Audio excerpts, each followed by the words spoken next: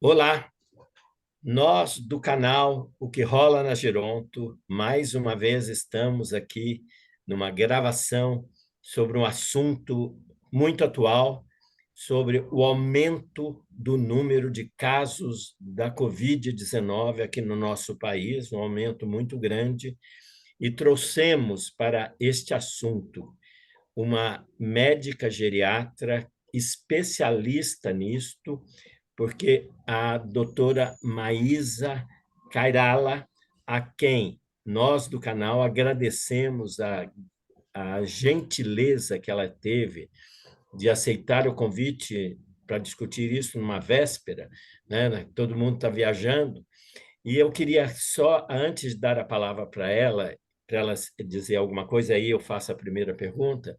Eu queria dizer que a Maísa Kairala é médica geriatra, presidente da Comissão de Imunização da Sociedade Brasileira de Geriatria e Gerontologia, e ela é membro também da Sociedade Brasileira de Imunização. Então, como vem, a doutora Maísa é uma pessoa extremamente gabaritada para discutir esse aumento do número de casos do Covid no Brasil. E estamos aqui, Carlos e eu, né, do canal. E, Maísa, eu te dou a palavra para você fazer uma primeira saudação, e aí eu faço uma primeira pergunta. Então, a palavra é sua e eu te aguardo. Obrigada, Sérgio. Obrigada, Carlos, e a todos vocês do que rola na Geronto. Um prazer estar aqui nesse programa, super ativo, super necessário, e com um tema realmente que não vai sair de moda nunca, viu? Covid, eu acho que ficou aí, vai ter ondas com mais uso e ondas com menos uso, mas ele é uma roupa hoje do nosso cotidiano. Então é legal a gente falar disso novamente. Obrigada. Imagina, nós que agradecemos mais uma vez. Eu introduzindo esse assunto para fazer a primeira pergunta para você, Maísa, lembrando que em maio de 2023, a Organização Mundial de Saúde, a OMS, deixou de considerar a Covid-19 como uma emergência em saúde pública de importância internacional. No entanto, agora, nesses últimos meses, né, desses últimos dias, esses últimos meses, 2 meses para cá, está aumentando assustadoramente o número de casos no Brasil. Então, eu queria te perguntar por que isso está acontecendo? Será que a Covid passou a ser um problema estabelecido, contínuo aqui no Brasil, ou é o surgimento de uma nova variante? O que é? Por quê?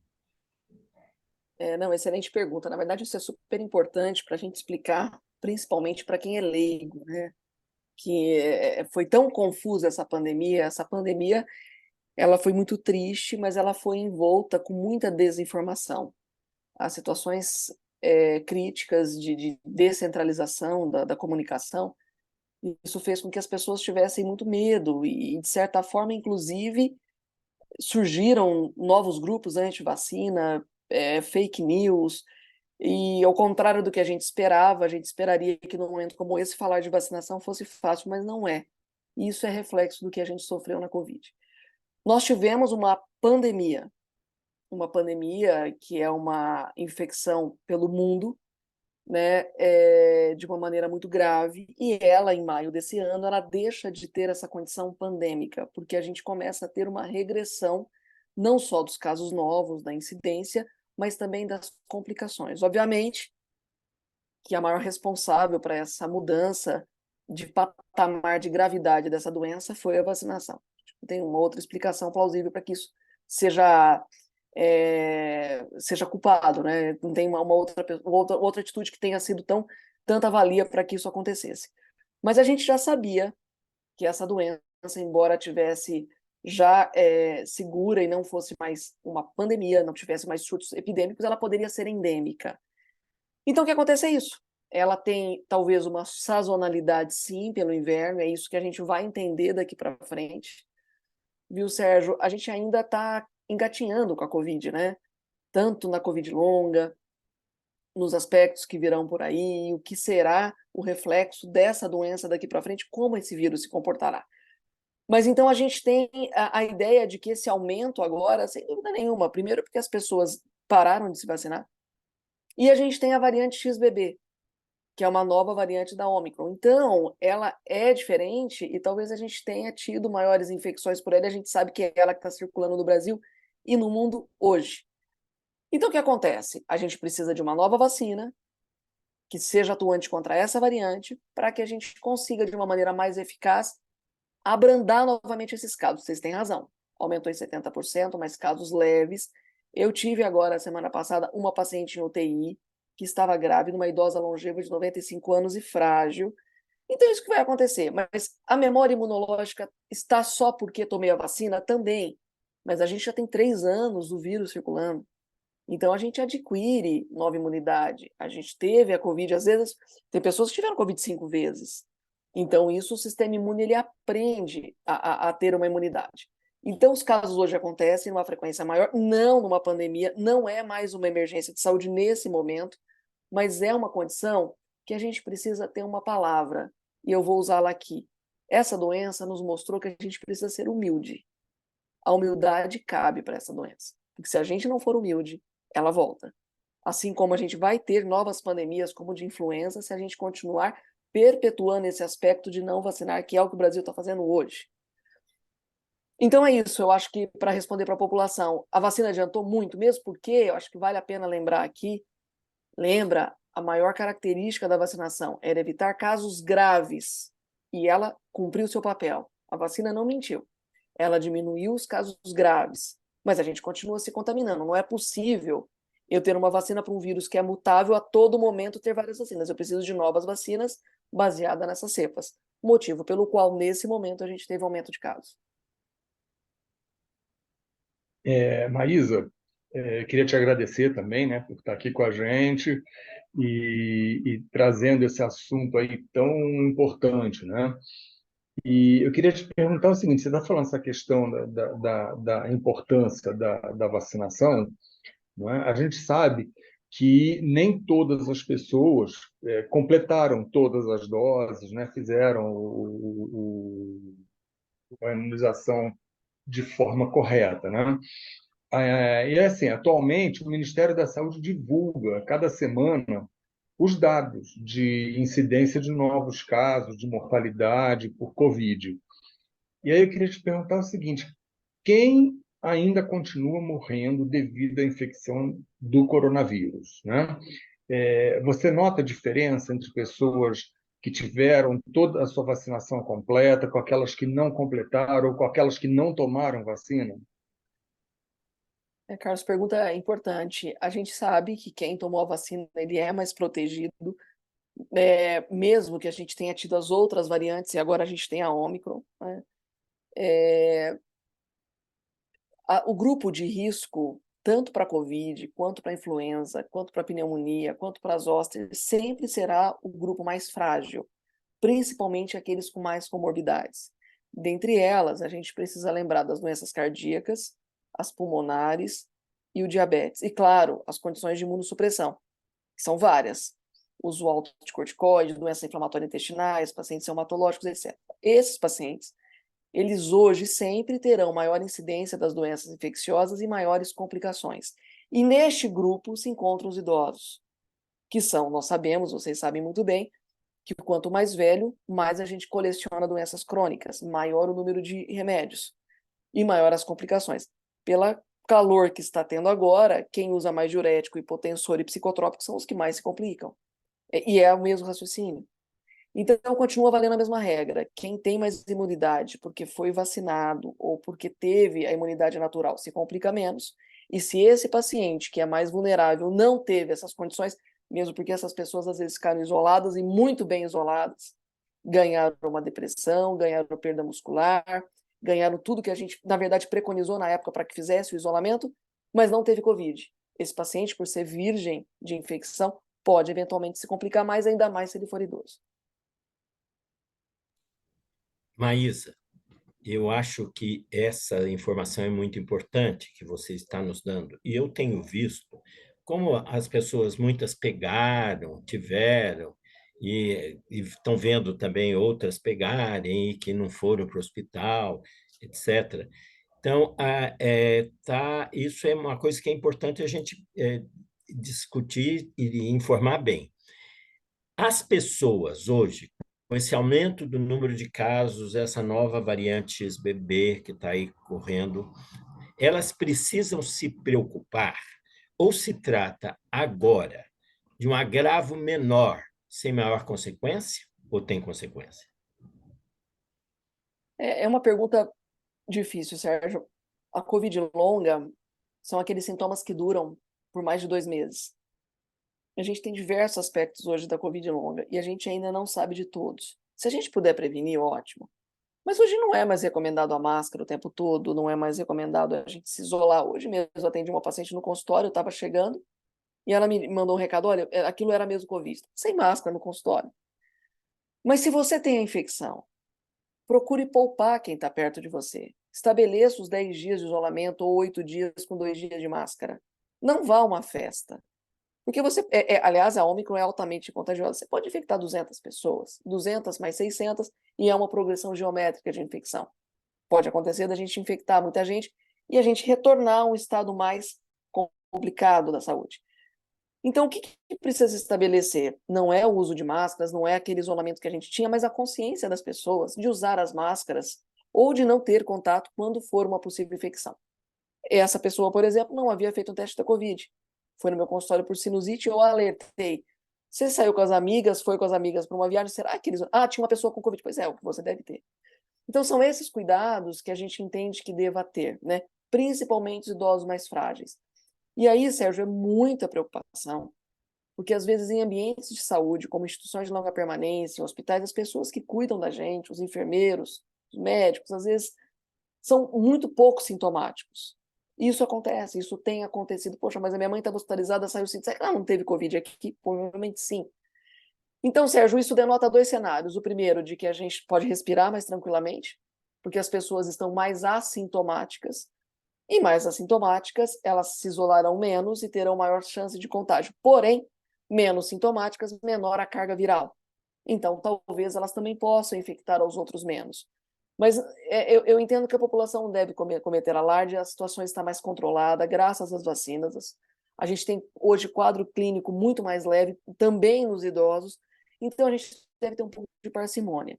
De se comportar como a gente se comporta para uma outra doença viral, por exemplo, respiratória. De ter o bom senso, mas que, na verdade, a gente pode afrouxar um pouco essa pressão pelo isolamento ou pelo uso de outras EPIs. Só uma Marisa, isso coisa. que você está... Cássio, Fala, só uma Sérgio, coisinha. fala. Diga. Maísa, então, você falou uma palavra que é muito importante, a questão da gente ser humilde. Eu acho que isso que você está nos dizendo, quer dizer, apesar da situação ser mais tranquila, mesmo assim, a consciência é importante, a gente tem que ser humilde, porque se a gente não se precaver, pode, de repente, acontecer algo, uma variante pior, não é? Olha, Sérgio, pode não, acontecerá. E eu tive uma aula, não quero desanimá-los e desanimar quem está nos ouvindo. Eu estava no congresso de imunização da Sociedade Brasileira de Imunização com a Suen Clemens. Suen Clemens é uma brasileira que trabalha na Universidade de Siena, enfim, em vários locais. E ela foi a responsável por trazer a vacina de Oxford para o Brasil. Pessoa adorável. E ela nos garante de que teremos novas pandemias, pelo comportamento da população e pela ausência de vacinas. Era bom até a gente se prevenir com estoque de remédios, com fabricação de máscaras, etc. Foi uma aula muito triste, mas ela prova isso pela ciência e por toda a necessidade que a gente tem visto, né? De falar ao público que precisa se preocupar com a vacinação, e é isso. A gente precisa tomar... Quais são os cuidados que a gente precisa tomar? Se isolar quando a gente tiver suspeita de infecção, para que a gente não passe para as outras pessoas. Qualquer sintoma, a gente precisa lembrar que isso pode ser Covid, e as pessoas não têm essa consciência, Sérgio, as pessoas não são humildes a ponto de dizer isso e falar, olha, não vou ao casamento. E sem dúvida nenhuma vacinar. Acho que isso é o ponto, é a única arma mais efetiva que a gente tem contra as infecções. Veja, se eu tomo a vacina, todo mundo, é uma proteção contínua, né? É uma proteção que eu consigo ter para a população, é um efeito rebanho, isso eu preciso ter como consciência. Então, Maísa, você falando essa questão da importância da vacinação, e eu acho que assim, a grande maioria das pessoas não tem dúvida, né, que foi a vacina que nos tirou daquela situação que vivemos 3 anos atrás, né? Então, assim, o Ministério da Saúde divulgou recentemente, né, já que a gente está falando em vacina, que a vacina contra a Covid-19 ela foi incorporada ao PNI, que é a Política Nacional de Imunização, né? Mas, assim, pelo que foi dito, será apenas para grupos específicos. Quem são esses grupos e por que somente para eles? Carlos, foi sim incorporada. A gente tem uma nova vacina de RNA mensageiro, tem duas vacinas de RNA mensageiro, né, que é uma técnica inovadora de fazer vacinas, muito eficaz, e que é justamente contra essa variante XBB, que ainda não foi aprovada pela Anvisa. A gente espera que isso seja rápido, porque é a necessidade que nós temos hoje. Não adianta a gente pensar em cepas anteriores. Não adianta a gente vacinar crianças com cepas anteriores. Mas o grupo prioritário serão os profissionais de saúde e serão os pacientes mais doentes, como eu disse aqui. E a conta é simples, é uma questão de saúde pública, né? Quando a gente não tem como vacinar todos, a gente elenca a prioridade pelo custo-benefício. É isso que a gente precisa ter, o custo-benefício de vacinar. E é por isso que acontece isso. Por exemplo, por que a gente não tem vacina de pneumonia para todos, por que a gente não tem outros recursos para todos. É uma questão de saúde pública. Quando você faz a conta individual, é uma situação. Quando você tem essa conta para milhões e milhões de brasileiros, você precisa transformá-la em um outro motivo e pesar o custo-benefício do número necessário de tratar. Para a gente da geriatria, a gente coloca nessa conta o cuidador, a disfagia, a fisioterapia, a necessidade de outra nutrição. O custo, de uma forma geral, que isso tem é muito maior do que a prevenção com vacinas. Então, isso precisa ser levado à frente. Inclusive, eu entendo que a nossa Sociedade Brasileira de Geriatria e Gerontologia, hoje, a gente pediu há um tempo atrás, inclusive, para que a gente entrasse nessa seara de uma forma mais firme, para que a gente mostrasse a necessidade realmente de uma maior prevenção para diminuir custos. Mas, respondendo a tua pergunta, é isso. Os grupos prioritários são os profissionais de saúde, aquelas pessoas mais doentes, principalmente os mais idosos, mais de 60 anos, por esse motivo. Mas a gente tende a ganhar essa, e já já a gente vira essa chave, como foi a influenza. Maísa, excelente. Então, eu queria que você detalhasse um pouco mais como é que deve ser, então, o tratamento dos casos não graves da Covid-19 e como deve ser o tratamento dos casos graves, porque alguns casos graves também acontecem, porque está tendo mortalidade. Uhum. Tá tendo mortalidade muito pouco divulgada e a gente não coloca na conta da Covid.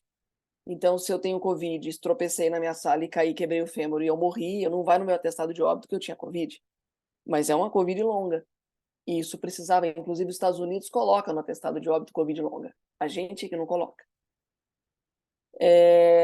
Os tratamentos são parecidos. Você deve evitar corticoide no início da doença, você deve hidratar muito o nariz, você precisa se hidratar, você deve tomar descongestionante, remédio para tosse, os sintomáticos, de uma maneira geral, para esses casos mais leves.